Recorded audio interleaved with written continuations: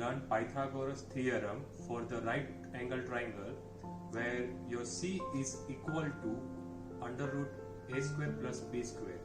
Do you know how we use on the construction site? Let me show you. So if your b is 3, a is 5, your c will be 5.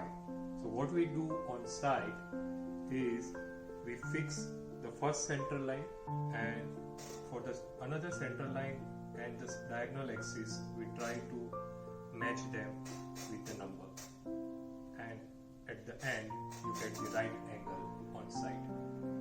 And by the way, we use this very thin film to do the right angle on site.